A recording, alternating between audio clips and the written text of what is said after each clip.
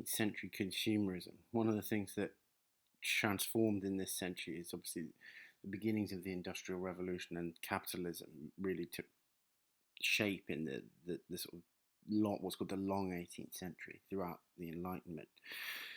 So, with increasing variety in clothes, food, cosmetic, and household items, shopping became an important cultural activity in the 18th century. One visitor to London at the end of the century described a world of gold and silver plate, then pearls and gems shedding their dazzling lustre, home manufactures of the most exquisite taste, an ocean of rings, watches, chains, bracelets, perfumes, ready dresses, ribbons, lace, bonnets, and fruits from all zones of the habitable world. So London, where the poem is situated, is the centre at this time of this huge expanse of global trade. Well, trade is probably overly generous. It's really, in many cases, theft from Britain's status as the huge kind of colonial power at this point.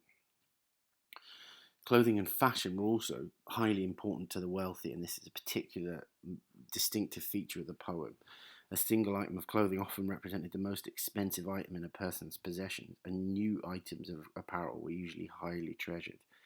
Um, the darker side of all this, greater purchasing power, together with a gradual fall in prices, led to rising demand for new consumer products.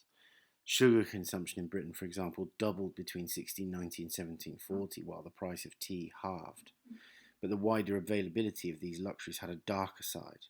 Imports of raw cotton, sugar, rum, and tobacco, for example, products that were shipped by the ton into prosperous British ports such as Bristol, Liverpool, and London, all originated in the expanding plantations of the Americas and the Caribbean, where merchants depended heavily on enslaved Africans as their primary source of labour. I'd say almost exclusively. Heavily is a bit of a euphemism here.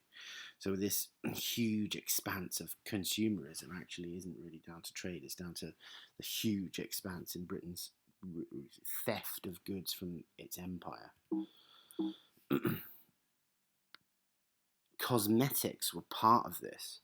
Women's use of cosmetics in this period increased dramatically after the Civil War, so in the late 17th century onwards, due to increased wealth and consumerism, the declining influence of the church after that period, and Charles II's importation of French styles and modes and fashions into the English court. So French style and fashion became very fashionable in England from this point onwards.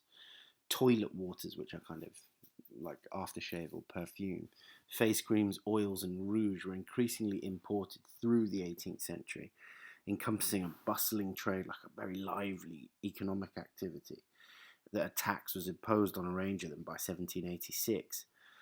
Cosmetics were an international trade and increasingly considered a daily necessity for some English women. And some critics have noted that an 18th century lady in all her perfume, powder, and paint was truly a symbol of international trade. So they see these women who are covered in all of this makeup and these different goods as a symbol of the era. And that's particularly important because what this poem is that we're going to examine is a close, sort of almost voyeuristic examination, a sort of slightly sexually perverse examination of a lady's dressing table and dressing room and all of her clothes and makeup and goods when she's not there. So satiric writers from this century, like Pope and Jonathan Swift, regularly conflated women's character with the artifice of makeup, suggesting that women painted themselves with criminal beauty. So they kind of blurred female visions of identity with the falsity contained within the idea of makeup, and that's very relevant to the ladies' dressing room. As a part of this, the toilet was actually a number of different things, both a place and a series of behaviours and rituals associated with cosmetics that came from this expanse in consumerism. It was originally referred to as the toile, which is French for cloth, draped over a lady or gentleman's shoulders while their hair was being kind of dressed, attended to, or made up.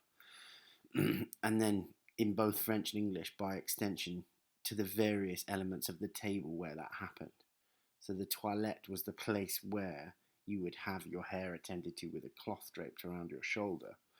But it also comes to mean a whole complex of operations of hairdressing and body care that centred at a dressing table also covered by a cloth on which stood a mirror and various brushes and containers for powder and makeup.